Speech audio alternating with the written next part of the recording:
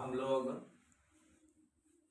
आज class 10th का जो त्रिकोणमिति है उसके बारे में पढ़ेंगे। और हम लोग सब जानते हैं त्रिकोणमिति एक वैल्यूबल चैप्टर है जिसका आगे भी बहुत आपको काम पड़ेगा।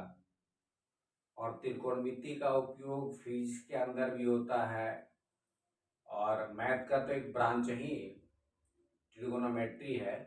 पहले हम लोग जानेंगे कि ये त्रिकोणमिति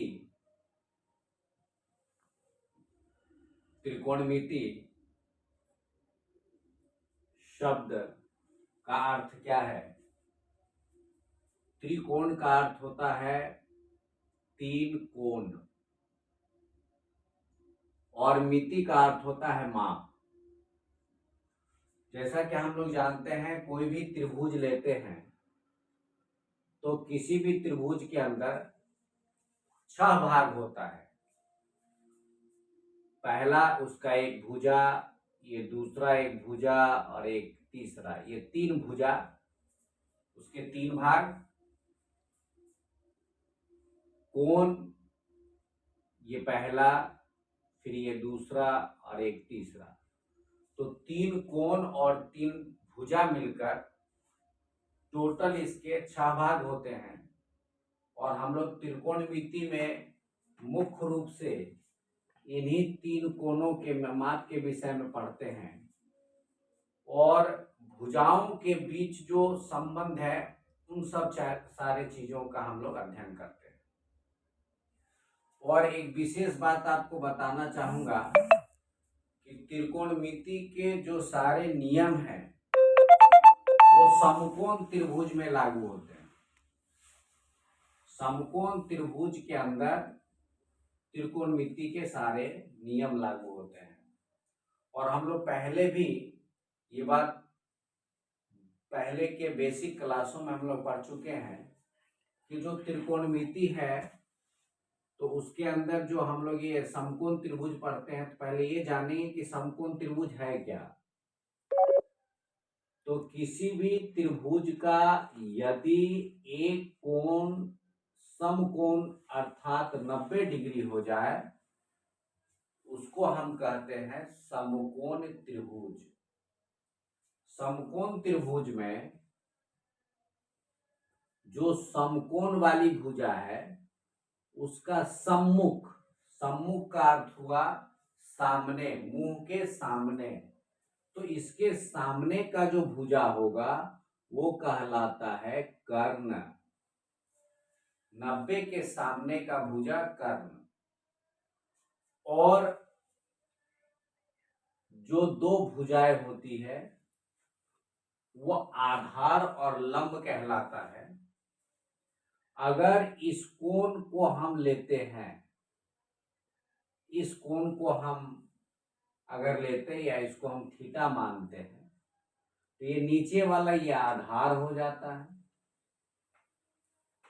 और इसके सामने का कोण जो होगा, भुजा जो होगा, वो कहलाएगा लंब। और वही कर्ण इसका कभी बदलता नहीं है। अगर ये 90 है तो कर्ण यही रहेगा।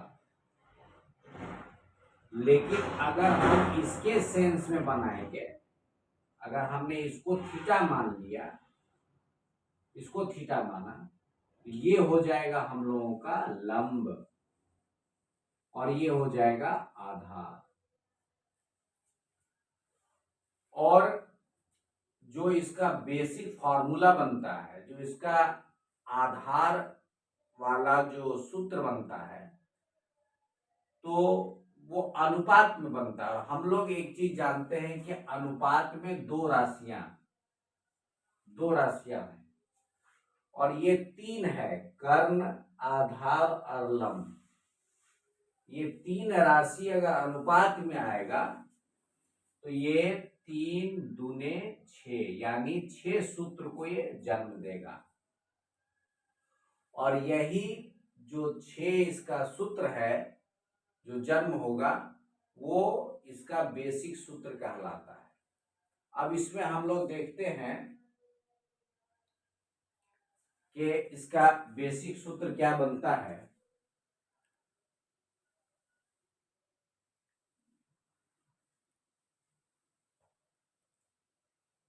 ये ए बी और ये सी, इसको हम लोगों ने थीटा मान लिया। ये 90 डिग्री है, कोण बी 90, कोण सी थीटा। तो ये 90 के सामने वाला ये कर्ण हो गया। कर्ण को हम लोग अंग्रेजी में हाइपोटेनस कहते हैं, इसलिए इसको हम लोग एच से सूचित करते हैं। थीटा के सामने वाला ये लंब है, लंब को अंग्रेजी में परपेंडिकुलर कहते हैं, इसलिए इसको हम लोग पी से सूचित करते हैं। और तीसरा जो भुजा नीचे का बचता है वो आधार है, और आधार को हम लोग अंग्रेजी में बेस कहते हैं, इसलिए हम इसको बी से डिनोट करते हैं। अब देखिए, इसमें सबसे पहले हम लोग लंब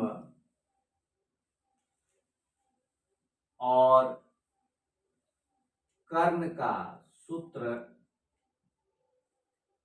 लगाते हैं, लंब और कर्ण का अनुपात लेते हैं। लंब और कर्ण का अनुपात लेंगे तो लंब के लिए P और कर्ण के लिए क्या लिखते हैं, H, P/H। इसको हम लोग कहते हैं साइन। लंब और कर्ण का एक नाम दे दिया कि लंब और कर्ण का जो अनुपात होगा वो कहलाएगा साइन। और इस साइन को ही हम लोग संक्षिप्त रूप में साइन थीटा लिखते हैं। साइन थीटा को संक्षिप्त रूप में ऐसा लिखते हैं। अब दूसरा हम लोग देखते हैं कॉस थीटा।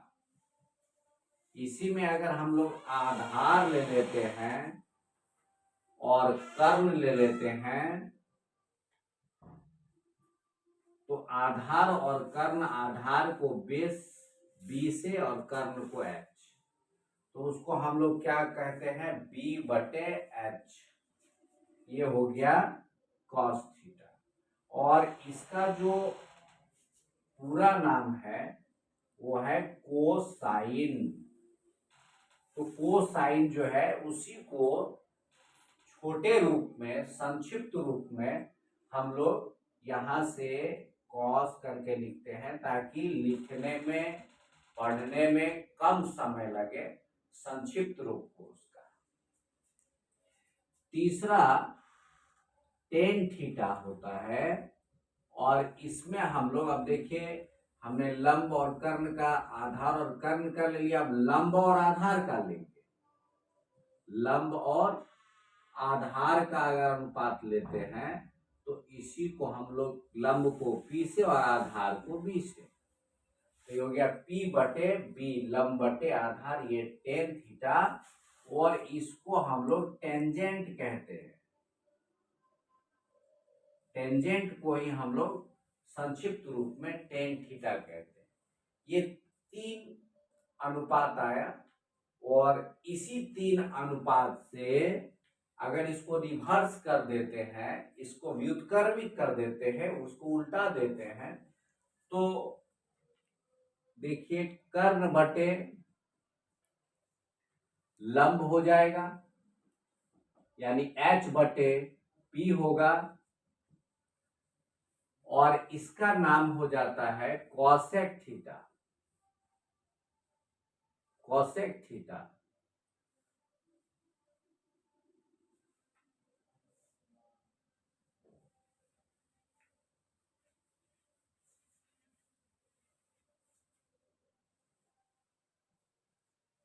कॉसेक थीटा, इसको कर्ण ऊपर और लंब नीचे, H/P।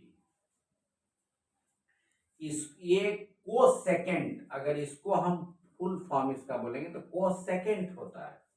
तो कोसेकेंट को संक्षिप्त रूप में हम लोग क्या लिखते हैं, कोसेक थीटा। उसी तरह से अब इसको रिवर्स करेंगे तो क्या होगा, कर्ण बटे आ जाएगा हमारा क्या, आधार, यानी h बटे आ जाएगा क्या, b। तो कर्ण बटे आधार जो आएगा, तो ये कॉस का उल्टा हो रहा है और ये क्या हो जाता है, सेक थीटा। उसी तरह टेन को, इसको हम, इसका जो पूरा नाम है वो है सेकेंड, सेकेंड को संक्षिप्त रूप में सेक थीटा लिखते हैं। टेंजेंट है, उसी को हम लोग कोट टेंजेंट बोलते हैं, जिसको हम लोग कोट बोलते हैं संक्षिप्त रूप में। और इसको रिवर्स करिए, उल्टा करिए, आधार ऊपर और लंब नीचे, तो ये क्या हो जाएगा, b बटे p। अब इस प्रकार देखिए आप, sine theta, cos theta, tan theta, cosec theta, sec theta और कॉट थीटा, ये 6 बेसिक अनुपातिक सूत्र हो गया त्रिकोणमिति के लिए।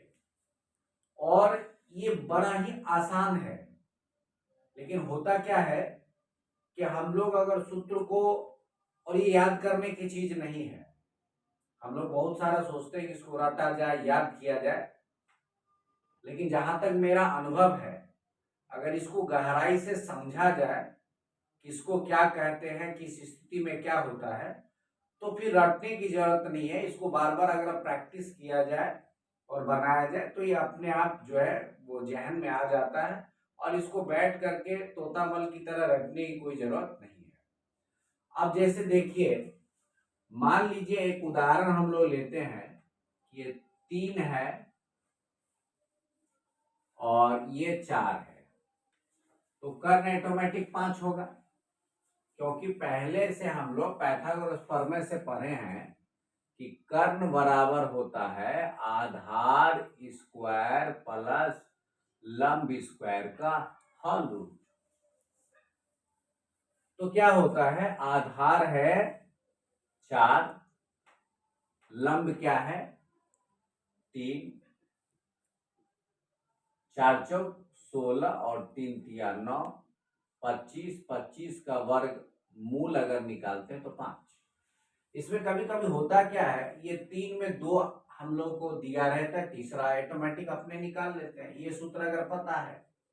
कभी कभी क्या होगा, कर्ण और लंब दिया रहेगा और आपको आधार निकालना है, तो इस तरह से हम तीनों भुजा ऐसे आगे हम लोग अब प्रैक्टिस करेंगे, तो ऐसा प्रॉब्लम सामने रखेंगे, उसको सॉल्व करेंगे, तो सारा चीज क्लियर हो जाएगा। अब जैसे मान लीजिए ये है, इसमें हमको किसी ने कहा कि भाई आप इस फिगर के आधार पर आप साइन थीटा का मान बताओ। तो साइन थीटा जब चलते हैं, तो साइन के लिए लंब, ये लंब क्या हो जा रहा है, ए बी, और कर्ण क्या हो जा रहा है, ए सी। ए बी का मान हमने क्या देखा, 3, और ए सी का मान क्या देखा, 5। तो साइन थीटा का मान क्या हो जाता है, 3/5। अगर उसी में ये साइन में समूह भुजा लिया जाता है, लंब लिया जाता है, और वही अगर हमको कोई कह दे कि कॉस थीटा का यहां मान निकालो, तो कॉस सामने वाले भुजा को क्या कहते हैं, लंब, और तिरछी जो भुजा है 90 वो कर्ण, और जो इससे सटी हुई भुजा है थीटा से, उसको बोलते हैं संलग्न भुजा। संलग्न मतलब लगा हुआ, सटा हुआ भुजा। तो इसका संलग्न भुजा कौन है, ये आधार हो गया। तो आधार B और बटे, तो बी को यहां हम क्या लिखेंगे भाई, तो BC, और बटे कर्ण, कर्ण क्या होगा, AC, तो BC क्या हो गया 4, और AC कर्ण क्या हो गया 5। तो cos थीटा में अगर इसका मान लेते हैं, तो क्या होगा 4/5। इसी प्रकार से हम किसी भी अनुपात को इस फिगर से हम उतार सकते हैं।